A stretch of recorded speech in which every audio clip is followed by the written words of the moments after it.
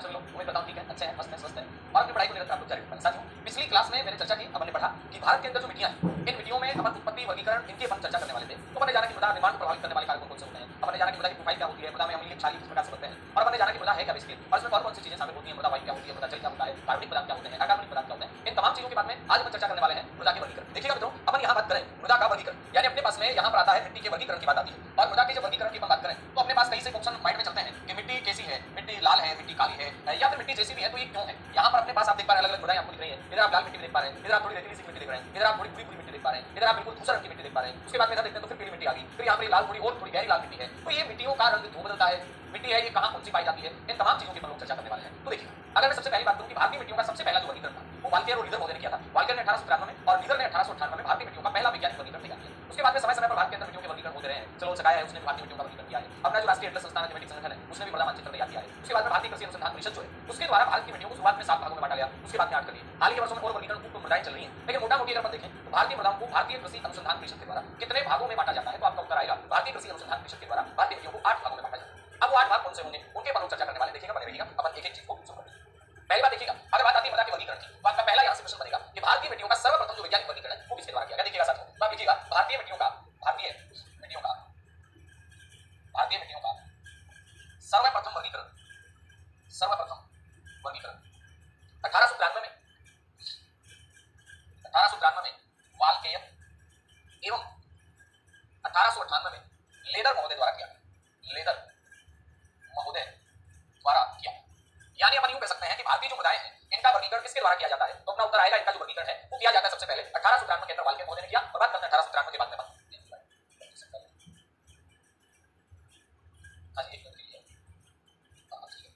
तो भारतीय मिट्टियों का सर्वप्रथम जो वर्गीकरण है ये 1893 में वाल्केयर ने 1898 में किसने किया, लेदर महोदय के द्वारा। इसके बाद नेक्स्ट बात आती है कि 1932 में सलोल सकावाया जो था, एक रूसी अपन कहीं मृदा वैज्ञानिक कह सकते हैं आपका, उसने वर्गीकरण किया। 1932 में सलोल सकावाया द्वारा भारतीय मृदा वर्गीकरण किया। इसके बाद में प्रश्न बनेगा वर्गीकरण किया आपने राष्ट्रीय एटलस जो संस्थान उसके द्वारा जेनेटिक संगठन के द्वारा भारतीय मिट्टी का वर्गीकरण किया गया। तो यहां देख सकते हैं कि 1957 में राष्ट्रीय एटलस एवं जेनेटिक संगठन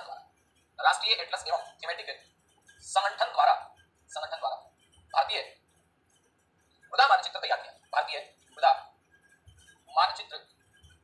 तैयार किया। यानी सबसे पहली बार भारतीय जो मृदा मानचित्र है ये कब तैयार किया जाता है तो अपना उत्तर आएगा 1957 में। किसके द्वारा तैयार किया जाता है, राष्ट्रीय एटलस एवं जेनेटिक संगठन के द्वारा तैयार किया जाता है। उसके बाद अपन चर्चा करें कि आईसीआर जो है यानी भारतीय कृषि अनुसंधान परिषद है उसने भारतीय मिट्टियों को कितने भागों में बांटा है तो अपना उत्तर आएगा उसने भारतीय मिट्टियों को 8 भागों में। कितने भागों में, 8 भागों में। देखिएगा अपन करते हैं। अब यहां पर बात करते हैं कि मिट्टियों का वर्गीकरण साथियों कई प्रकार से हो सकता है। अगर अपन बात करते हैं तो मिट्टियों का वर्गीकरण रंग के आधार पर हो सकता है। मिट्टियों का जो वर्गीकरण है वो किसके आधार पर हो सकता है, रंग के आधार पर हो सकता है। अगर रंग के आधार पर वर्गीकरण की बात करें तो भारतीय मिट्टियां 3 प्रकार की। कौन से हैं वो 3 प्रकार जरा कीजिएगा। नंबर 1 प्रकार आता है काली मृदा। अब काली मृदा का काला रंग क्यों होता है, ये डिटेरिफेरियस कणों के कारण होता है। बात आती है नंबर 2 पे लाल मृदा का लाल रंग क्यों होता है, ये लोहा ऑक्साइड की अधिकता के कारण होता है। किसके कारण होता है, लोहा ऑक्साइड की अधिकता के कारण। जहां जिन चट्टानों में लोहा ऑक्साइड की अधिकता रहेगी वहां अगर मिट्टी बनेगी तो लाल बनेगी। इसके बाद नंबर 3 पे बात आती है पीली मृदा मतलब पीला रंग क्यों होता है, पीला रंग होता है जल योजन के कारण। यानी जहां लाल मृदा है वहां अगर जल पाया जाएगा तो उन क्षेत्रों में वो जो लाल मृदा है उस लाल मृदा का रंग बदल करके सामने लगेगा पीला। ये 3 रंग के आधार पर वर्गीकरण में अपन ने ये तो रंग के आधार पर वर्गीकरण। अगर अपन यहां बात करें कि कणों के आधार पर, किसके आधार पर, कणों के आधार पर। यहां मैं लिख देता हूं कणों के आधार पर। साथियों को करना ये रंग के आधार पर वर्गीकरण है। और अगर अपन बात करें कणों के आधार पर तो कणों के आधार पर जो मिट्टियां हैं ये कितने प्रकार की होती हैं, ये 3 प्रकार की। जिन मिट्टियों के कण सबसे बारीक होते हैं उसे अपन क्या कहते हैं, उसे अपन चीका मिट्टी कहते हैं। और जो मिट्टी जितनी ज्यादा बारीक होगी उसमें नमी धारण करने की कैपेसिटी ज्यादा होगी, क्योंकि बारीक मिट्टी होगी तो कण बिल्कुल पास होंगे और कण जब पास होंगे तो नमी धारण करेगी ज्यादा दिनों तक। यानी पानी है वो जल्दी से नीचे तो नहीं जाएगा, पारगम्यता की दर तो कम रहेगी चिकनी मिट्टी में, पानी स्पीड से नीचे नहीं जाएगा। लेकिन अगर चला गया तो वो जल्दी से बाहर नहीं निकलेगा, तो पारगम्यता की दर सबसे कम रहती है। लेकिन नमी धारण करने की जो कैपेसिटी, नमी को कई लंबे टाइम तक धारण कर सकती है सबसे बारीक मिट्टी की। इसके बाद नंबर 2 पे आती है दोमट मिट्टी। कौन सी मिट्टी, दोमट मिट्टी। और इसके बाद में बात करते हैं नंबर 3 पे साथियों आपका आ जाती है कौन सी, रेतीली या फिर बलुई मिट्टी। रेतीली मिट्टी या फिर अपन क्या कह सकते हैं, बलुई मिट्टी। यानी ये हो गया कणों के आधार रंग के आधार पर 3 प्रकार की मृदाएं। और कौन सी रंग के आधार पर, एक काली है, एक लाल है, एक पीली। बात करते हैं कणों के आधार पर अपने सामने 3 है, चीका मिट्टी है, दोमट मिट्टी है और रेतीली मिट्टी। इसके बाद बात आती है रचना क्या था। अभी मैंने क्या कहा कि चिकनी मिट्टी के कण होते हैं सबसे बारीक, इसके कण सबसे बारीक होते हैं, इसके कण सबसे ज्यादा मोटे होंगे। तो आप यहाँ ये भी लिख सकते हैं इसके जो कण होते हैं ये बिल्कुल बारीक होंगे, इसके जो कण है ये कैसे होंगे, मध्यम होंगे, और इसके जो कण होंगे ये कैसे होंगे, तो आपका उत्तर आ जाएगा मोटे कण। अब ये वर्गीकरण हुआ, इसके बाद में आगे अपन और बात करेंगे। तो यहाँ रंग के आधार पर हो गया, कणों के आधार पर हो गया। अब अपन बात करते हैं कि और भी अगर आपसे बात कर लीजिए, जैसे मान लीजिएगा आपसे ये पूछ लिया जाए, कई बार क्या होता है ना कि कई बार सीधा सा क्वेश्चन पूछ लिया जाता है आपको, आपके मिट्टियों के प्रकार दे दी जाएंगे, फिर आपसे क्या किया जाएगा, फिर आपसे कहा जाएगा कौन सी मिट्टी के कण मोटे पतले इस प्रकार से। यहाँ पे जैसे समझिएगा आपको यूं दे दिया कि बजरी, सबसे पहले आपको क्या लिख दिया, बजरी लिख दिया। अब बजरी के कण सबसे ज्यादा मोटे हैं, उसके बाद में आपको लिख देंगे बारीक बजरी। इसके कण क्या होते हैं, इसके कण इस बजरी से थोड़े से छोटे होते हैं। इसके बाद में क्या जाएगा, मोटी बालू हो जाएगी। इसके बाद में मोटी बालू, बजरी के तो सबसे मोटे होते हैं ना। इसके बाद में यहाँ बात करेंगे तो महीन बालू। इसके बाद में फिर बात करेंगे महीन बालू। इस महीन बालू के बाद में आपका आ जाएगा कौन सा मिट्टी, तो आपका उत्तर आ जाएगा यहाँ पर गाद। और गाद के बाद में अपन बात करते हैं क्या जाएगा, सोगी का। यानी कहने का मतलब इसके बाद में अपन लीजिएगा चीटा मिट्टी। इसके कण और भी सबसे बड़ी। कहने का मतलब इनका इस प्रकार का वर्गीकरण आपके सामने आ सकता है, लिखे हुए आ सकते हैं। सबसे मोटी बजरी होती है, फिर बारीक बजरी, मोटी बालू, फिर महीन बालू, उसके बाद गाद होती है। सबसे बड़ी कण होते हैं वो कौन सी मिट्टी होते हैं, चीटा मिट्टी। अब दोमट मिट्टी है, आइए इनके बीच की अवस्था की हो सकती है, यानी वो चीका मिट्टी से तो थोड़ी मोटी होगी उसके कण। बात करेंगे अपने कौन सी मिट्टी से, अपने बालू जो मिट्टी होगी, रेतीली मिट्टी होगी, उससे थोड़े से कम जाएंगे, छोटे हो जाएंगे। तो ये देखिएगा, फिर आगे चलते हैं और अपन बातें कर लेते हैं। इसके बाद वर्गीकरण जो आएगा अपना, वो वर्गीकरण कौन सा आएगा, तो अपन कहेंगे इस वर्गीकरण को अपन कहते हैं रचना के आधार पर। किसके आधार पर, रचना के आधार पर अपन लोग वर्गीकरण करने वाले हैं। देखिएगा एक एक बात को अपन रचना के आधार पर देखते हैं कौन कौन सी मिट्टियां होती हैं। साथियों देखिए, अपना वर्गीकरण किसके आधार पर, रचना या स्थान के आधार, रचना और स्थान के आधार। एक तो होती है स्थानीय मृदा, एक तो कौन सी मृदा होती है, स्थानीय होती है। अब आप कहेंगे स्थानीय मृदा का मतलब, आप यूं कह सकते हैं ये जो मृदा है, इस मृदा को अपन क्या कह सकते हैं, स्थानीय मृदा। स्थानीय मृदा या फिर अपन कह सकते हैं क्षेत्रीय मृदा, क्षेत्रीय मृदा। अब साथियों नोट कीजिएगा यहाँ क्या है क्षेत्रीय मृदा, तो आपका जवाब क्या बनेगा, क्षेत्रीय जो मृदा है ये क्या है, सुनिएगा पहले समझिएगा। यानी मान लीजिएगा कोई ऐसा क्षेत्र है जहां पर मिट्टी बनी और बनने के बाद में वो मिट्टी वहीं पे पड़ी रही, उसे अपन क्या कहेंगे, स्थानीय मृदा कहेंगे। एक आती है अक्षेत्रीय मृदा, विस्थापित मृदा, निर्वासित मृदा। इसका मतलब मिट्टी बन कहीं और रही और वर्तमान में जमा कहीं और। अगर आप जैसे मान लीजिएगा एक धरातल है, यहाँ पे अपन मिट्टी देखें, यहाँ मिट्टी देखें, फिर किसी भाग की आधार सेल को अपन खोद के देखें, तो मिट्टी के गुणों में, आधार सेल के गुणों में दोनों में समानता पाई जानी चाहिए। अगर दोनों में समानता है, यहाँ जो चट्टान है उसके गुणों में और इसके गुणों में अगर समानता है, तब तो वो मिट्टी कैसी है, तब तो वो मिट्टी है कौन सी, आपका स्थानीय या क्षेत्रीय। अगर समानता नहीं है तब वो स्थानीय मृदा नहीं है, वो कैसी है, वो मिट्टी है विस्थापित। जैसे हम बात करते हैं, जैसे रेतीली मिट्टी कैसी होती है, तो आप देखेंगे विस्थापित मिट्टी होती है। जैसे मैंने कहा कि आपका रेतीली मिट्टी विस्थापित बोले तो नदियों के पवनों के द्वारा लाई जाती है, उसी प्रकार मैंने कहा कि जैसे जलोढ़ मिट्टी कैसी है, विस्थापित मिट्टी। जलोढ़ मिट्टी जोड़ल मिट्टी है नहीं, जलोढ़ मिट्टी वो क्षेत्रीय मृदा है ही नहीं। क्यों, क्योंकि जलोढ़ है वो तो नदियों के द्वारा लाई जाती है, मैदानी क्षेत्र में नदियों ने जमा कर दी। अब वहां उस जलोढ़ मिट्टी के कणों में, गुणों में जो बातें हैं वो वहां के नीचे वाली बेसिक चट्टानों में नहीं है ना, नहीं है। बस यही कौन सी मिट्टी होती है, आपका विस्थापित मिट्टी होती है। तो अब बात करें यहाँ पर सबसे पहले स्थानीय मृदा या फिर क्षेत्रीय मृदा, इसमें लिखिएगा, इसमें आप लिख सकते हैं मृदा, मृदा के गुण एवं वहां मौजूद आधार सेलों के गुण में, आधार सेलों के गुण में, आधार सेलों के गुण में समानता पाई जाए तथा समानता पाई जाए तथा मिट्टी का जिस मिट्टी का जिस क्षेत्र में, देखिएगा सा जिस क्षेत्र में निर्माण हुआ है वो वहीं रहे, तो उसे अपन क्या कहते हैं, तो स्थानीय मृदा या फिर क्षेत्रीय मृदा। अब ये जो स्थानीय मृदा या फिर अपन कहें क्षेत्रीय जो मृदा है, इस मृदा के उदाहरण के रूप में अपन क्या ले सकते हैं, जैसे कि लाल मिट्टी है, लेटेराइट मिट्टी है, ये इसके उदाहरण। अब इसके बाद में आप लिखेंगे कि स्थानीय मृदा, स्थानीय मृदा को, स्थानीय मृदा को दो भागों में, दो भागों में बांटा जाता है। स्थानीय मृदा इसके भी दो भाग करते हैं, इसके भी अपन दो भाग करते हैं। एक मृदा को अपन क्या कहते हैं, मंडलीय मृदा, इसमें भी दो भाग बन जाएंगे। एक मृदा को अपन क्या कहेंगे, मंडलीय मृदा, जो एक विस्तृत क्षेत्र के अंदर एक सिस्टमैटिक ढंग से पाई जाए, उसे कहते हैं मंडलीय मृदा, मंडलीय मृदा, मंडलीय मृदा। जैसे अपन बात करते हैं मंडलीय मृदा में कौन सी आ जाएगी, लाल मिट्टी और लेटेराइट मिट्टी, लेटेराइट मिट्टी।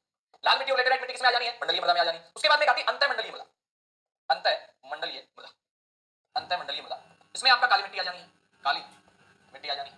इसके अंदर आपका पीट मिट्टी आ जानी है, यानी काली मिट्टी है, पीट मिट्टी है। ये कौन सी मृदा में पाई जाएंगी, तो आपका जवाब बनेगा ये जिसमें पाई जाएंगी वो आपका जाता है अंतःमंडलीय मृदा। ठीक है, लिखिएगा। इसके अलावा कौन सी है, आपका एल्काइन मिट्टी कह सकते हैं। इसके बाद में आपका पर्वतीय मिट्टी है, ये इसी में पाई जाती है, पर्वतीय मिट्टी भी लीजिएगा, पर्वतीय मिट्टी, पर्वतीय मिट्टी ये भी इसी में पाई जाती है। तो ये मंडलीय मृदा है और ये कैसी है, अंतःमंडलीय मृदा। ठीक है, इसके बाद नेक्स्ट नंबर पे हम चलते हैं, तो अपने पास आती है विस्थापित मृदा या फिर हम कह सकते हैं कौन सी, निर्वासित मृदा। साथ ही नोट कीजिएगा, आइए लिखिएगा विस्थापित या निर्वासित मृदा का मतलब क्या होता है, आप देखिएगा बताऊं आपको। विस्थापित या निर्वासित मृदा, विस्थापित, विस्थापित या निर्वासित मृदा, इसमें एक ही बात याद रखनी है, इसमें एक ही बात आपको याद रखनी है, या तो नदी द्वारा या पवन द्वारा एक स्थान से दूसरे स्थान पर जो परिवहित मृदा होती है उसे अपन निर्वासित या विस्थापित मृदा कहते हैं। तो आप लिख सकते हैं नदी या पवन द्वारा एक स्थान से दूसरे स्थान को, नदी या पवन के द्वारा एक स्थान से दूसरे स्थान को परिवहित मृदा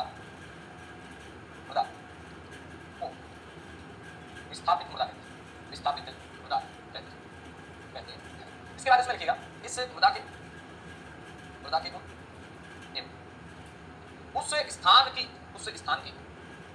चट्टानों के गुण एक समान नहीं होते, एक समान नहीं होते। यानी बनी कहीं पे है और लाके कहीं पे दे दी गई है। जलोढ़ मिट्टी का निर्माण तो पता नहीं कहां हो रहा है, लेकिन जलोढ़ मिट्टी कहां गई, मैदानों में आ गई। तो अपन कह सकते हैं जैसे कि उदाहरण में आपको लिख सकते हैं, जैसे जलोढ़ मृदा ये नदियों के द्वारा लाई गई है, और जैसे आप कह सकते हैं रेतीली मृदा, जैसे जलोढ़ मृदा और कौन सी मृदा, आप कहेंगे रेतीली मृदा। ये तो दो प्रकार, विस्थापित या निर्वासित मृदा, नदी या साथ साथ याद भी करें, नदी या पवन के द्वारा एक स्थान से दूसरे स्थान पर ले जाएगी, उसे विस्थापित मृदा कहेंगे। अभी अपन क्या पढ़ के आए, अभी अपन पढ़ के आए थे ये वाली जो मृदा है ये कौन सी है, ये वाली मृदा रचना के आधार पर अपन ने कहा स्थानीय चित्रीय मृदा। इसमें क्या था, इसमें दो प्रकार बना दिए अपन ने, एक मंडलीय मृदा, एक अंतर्मंडलीय। मंडलीय मृदा में लाल मिट्टी लेटेराइट मिट्टी, अंतर्मंडलीय मृदा में काली मिट्टी, मिट्टी एल्काइन मिट्टी, पर्वतीय मिट्टी आदि। इसके बाद फिर अपन ने बात की यहाँ अपने पास आ गया विस्थापित मिट्टी, मतलब नदी या पवन ने एक स्थान से दूसरे स्थान को परिवर्तित करके मृदा को विस्थापित कर दिया। और ये जो मृदा है इसके मूल में और यहाँ की जो मात्र चट्टान या मूल चट्टान है उनके मूल में समानता नहीं पाई जाती, कहां दिक्कत आ रही है आप इसको लिखिएगा। और फिर अपन आगे बढ़ते हैं और दूसरी जो मृदा है उसकी बातचीत करते हैं। साथियों जरा नोट कीजिएगा, अब अपन बातचीत करने वाले जलोढ़ मृदा की। कौन सी मृदा की? भारत में सबसे ज्यादा यही मृदा पाई जाती है। कौन सी? जलोढ़ मृदा की बात कर रहे हैं। भारत में सबसे ज्यादा जो मृदा है ये कौन सी मृदा पाई जाती है? तो आप कहेंगे जलोढ़ मृदा, जिसे कांप या कच्चारी मिट्टी भी कहते हैं। जिसे क्या कहते हैं? कांप या कच्चारी मिट्टी भी कहते हैं। ठीक है, आज देखिएगा, चलते हैं आगे। हाँ, अच्छा नोट कीजिएगा, यहाँ पर बातचीत करने वाले हैं ये तो आ गया भारत में मिट्टियों के प्रकार, यानी भारत में जो मिट्टियों के प्रकार हैं वो कौन कौन से हैं इनके अपन लोग चर्चा कर लेते हैं। यहाँ देखिएगा नंबर 1 पे ये वाली जो मिट्टी आपको दिखाई दे रही है, मैं यहाँ पर ये कर रहा हूँ, ये जो येलो येलो मिट्टी आपको दिखाई दे रही है इस मिट्टी को कौन सी मिट्टी कहते हैं? ये है रेतीली मिट्टी। कौन सी मिट्टी भैया? ये है रेतीली मिट्टी, या फिर अपन कहें शुष्क मिट्टी, रेतीली मिट्टी या फिर शुष्क मिट्टी।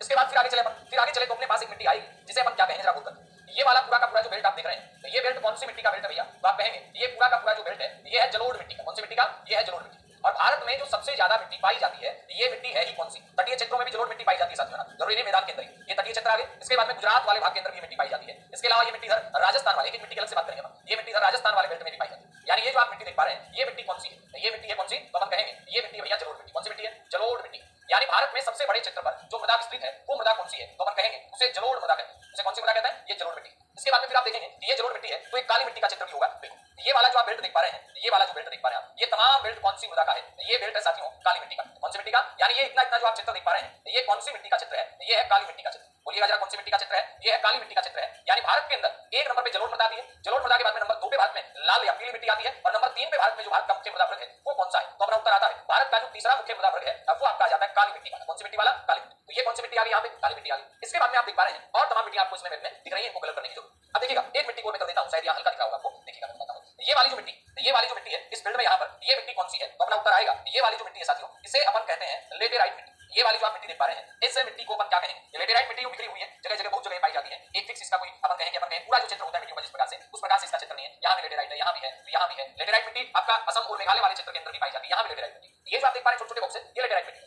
बाकी ये बड़े क्षेत्र में जो मिट्टी है ये मिट्टी कौन सी है? ये है लाल। कौन सी मिट्टी? लाल। अब जरा करना अपन यहाँ बातचीत करें कि आप इस टेबल को देखना चाहें, अगर मान लो आप इस टेबल को देखना चाहें तो ये वाला जो बॉक्स होगा ये कौन सी मिट्टी का है? लेटेराइट मिट्टी का है। कौन सी मिट्टी का? लेटेराइट मिट्टी का। समझ गए? बात करेंगे कि अपने ये काला वाला बॉक्स है ये वाला होगा ये कौन सी मिट्टी का होगा? ये काली मिट्टी का होगा। बात करें अपने ये नीले वाला जो बॉक्स होगा ये कौन सी मिट्टी का होगा? ये नीले वाला जो बॉक्स होगा ये जलोढ़ मिट्टी का होगा। ये जलोढ़ मिट्टी है।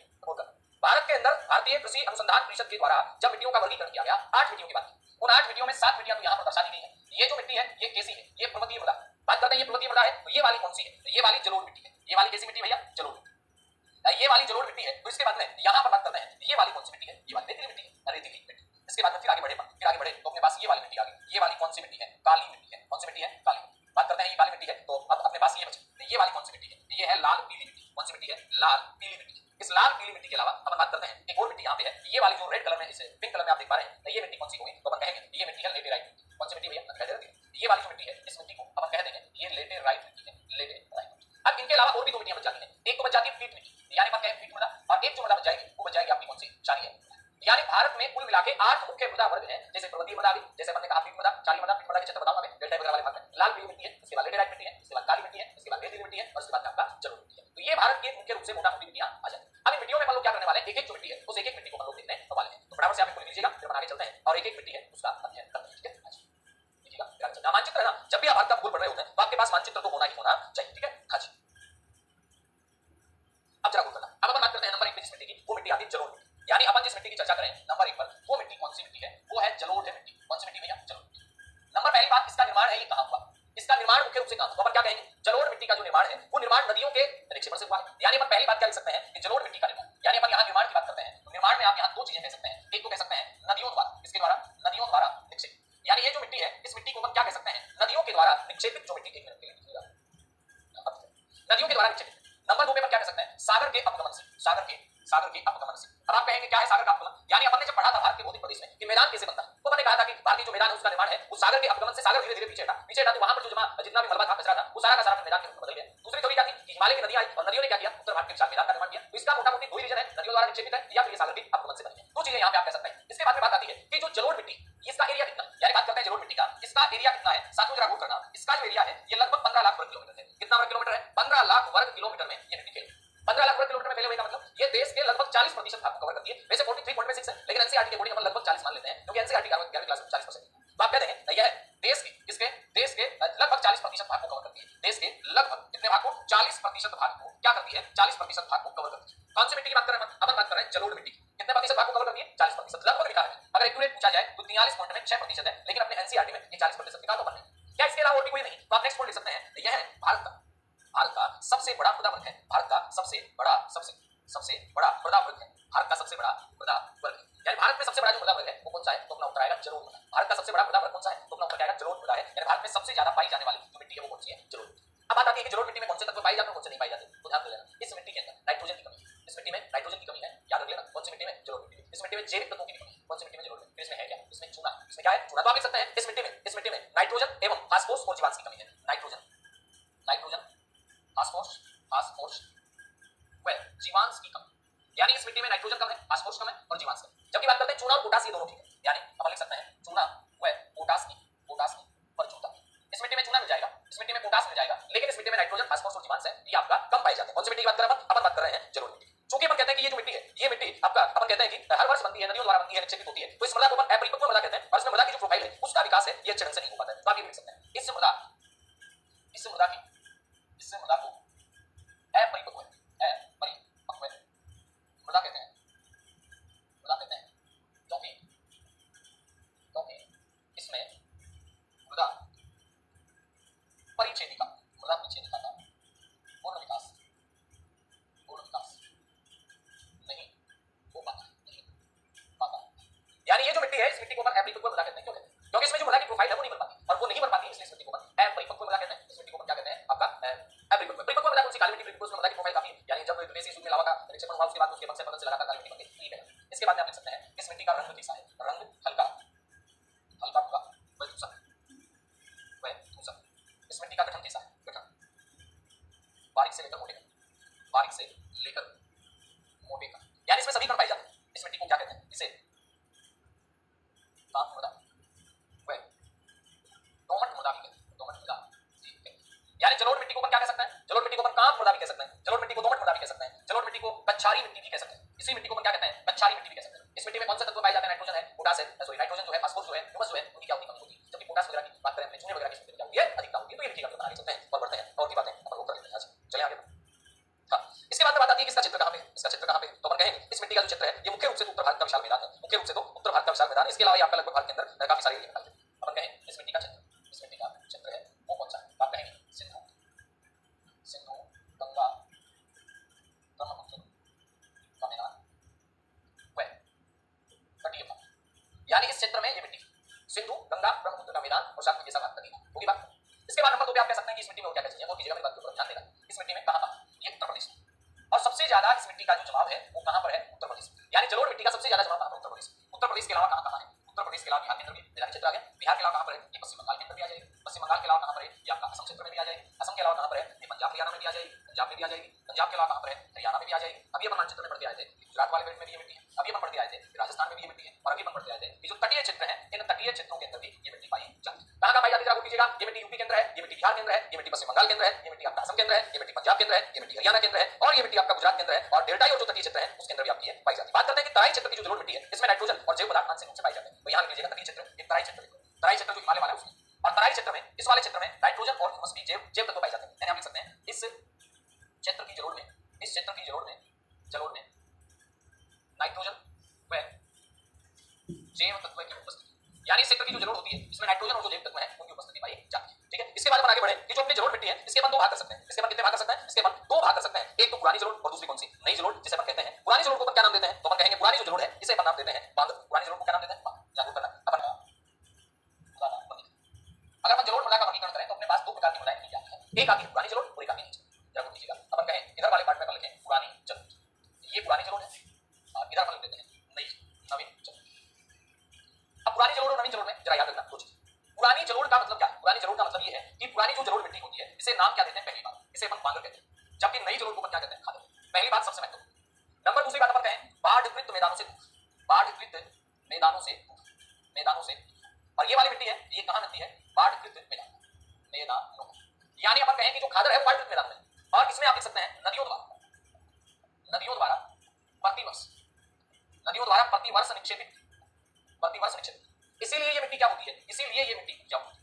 क्यों? क्योंकि नदियों के द्वारा प्रत्येक वर्ष इस मिट्टी का जमाव किया जाता है। जब नदियां प्रत्येक वर्ष इस मिट्टी का जमाव करेंगी तो इसमें उपजाऊ जो तत्व है वो ज्यादा होंगे, किसकी अपेक्षा, इसकी अपेक्षा। जबकि यहां पर कह सकते हैं तो ये पुरानी जलोढ़ है, पुरानी जलोढ़ है, और पुरानी जलोढ़ होने के कारण ये कैसी है, अनउपजाऊ है। ये वाली जलोढ़ पुरानी है और पुरानी होने के कारण कैसी है, अनउपजाऊ। इसके बात करें, ये बांगर है, ये खादर है, ये बाढ़ मैदानों से दूर है, ये बाढ़ मैदानों में इसे नदी द्वारा प्रत्येक वर्ष जमा किया जाता है, इसलिए उपजाऊ है। जबकि इस मिट्टी की बात कर रहे हैं, ये वाली जो मिट्टी है ये पुरानी है, इसलिए कैसी है, अनउपजाऊ है। इसके बाद आगे बढ़िएगा और पर लिखेंगे, हां चलें चलो हां आगे देखिएगा, अपन बात करें आगे लिख सकते हैं हाँ आगे लिखिएगा। बांगर मृदा में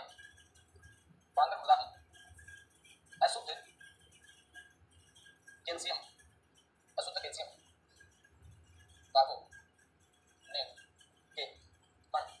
के कण पाए जाते हैं, अपेक्षाकृत रूप से इस मिट्टी में पोटाश कम व चूना अधिक पाया जाता है। यानी जो अपने बांगर है, इस बांगर मृदा में अशुद्ध कैल्शियम कार्बोनेट के कण पाए जाते हैं। बांगर मिट्टी में अपेक्षाकृत रूप से हम कहें तो पोटाश की क्या होती है, कमी होती है, और चूना जो इस मिट्टी में पाया जाता है वो ज्यादा पाया जाता है। इसके बाद आप बांगर के अंदर लिख सकते हैं कि जो बांगर मृदा है इस मृदा के निर्माण में चीका मिट्टी का भी योगदान होता है, लिख सकते हैं इसके निर्माण में चीका मिट्टी का भी योगदान होता है, चीका मिट्टी का भी योगदान। अब अगर मैं आपसे पूछूं, आप जरा एक बार रिकॉल कीजिएगा पीछे वाली क्लास को, मैं जो बहुत प्रदेश पढ़ गया है। मैंने क्या कहा कि जो ऊपर वाला बेल्ट है ऊपरी गंगा का मैदान क्षेत्र, वहां पर बांगर मिट्टी का ज्यादा जमाव है। कहने का मतलब अपन कहेंगे पंजाब हरियाणा का मैदान ऊपरी गंगा के मैदान में से दिखता है, ठीक है। तो इसमें लिख लीजिएगा पंजाब हरियाणा का मैदान व ऊपरी गंगा के मैदान में इसकी अधिकता है। यानी आप यूं कह सकते हैं कि पंजाब हरियाणा का जो मैदान है और साथ के अंदर अपना ऊपरी गंगा का मैदान है, इस मैदानी क्षेत्र में इसकी क्या है, अधिकता है। इसके बाद फिर आगे चलेंगे और अपन बातचीत करने वाले हैं, इसको आप लिख लीजिएगा, फिर आगे चलते हैं और भी बातें करते हैं आज। हाँ ये किस मिट्टी के गुण बता रहा हूं, बांगर मिट्टी के गुण बता रहा हूं। ये भी बांगर है, ये भी बांगर है, और ये अब आप लिखिएगा खादर मिट्टी में चूने की कमी। उसके बाद लिखिएगा नदियों द्वारा नवीनीकृत मृदा। और ये नवीनीकृत इसीलिए तो इसमें क्या होता है, ये मिट्टी नदियों के द्वारा नवीनीकृत है, इसलिए इस मिट्टी में लगातार उपजाऊ बना रहता है और ये मिट्टी उपजाऊ होती है। क्यों उपजाऊ? क्योंकि मिट्टी नवीनीकृत मृदा है, या फिर अपन कहेंगे नदियों के द्वारा प्रत्येक वर्ष जमा की जाती है। इसके बाद लिखिएगा इस मृदा में चीका की अधिकता के कारण नमी धारण अधिकता के कारण नमी धारण की क्षमता भी बांगर की अपेक्षा अधिक है। यानी जो मिट्टी जितनी ज्यादा चिकनी होगी, बारीक होगी, उसमें नमी धारण करने की कैपेसिटी उतनी आपकी ज्यादा होगी। इसके बाद वो भी लिखते हैं, तो लिखिएगा इतनी चीजें। हाँ जी आगे लिखिएगा शुष्क क्षेत्र में लवणीय क्षारीय गुण इस मिट्टी में पाए जाते हैं, क्षारीय गुण इस मिट्टी में पाए जाते हैं, जिसे रेह कलर आदि। यानी जो लवणीय और क्षारीय गुण पाए जाते हैं उनके आधार पर से क्या कहते हैं अपन, रेह या कलर दूसर आदि नामों से जाना जाता है, ठीक है। अच्छा फिर आगे चलते हैं अपन, तो रेह कलर दूसर से कहते हैं।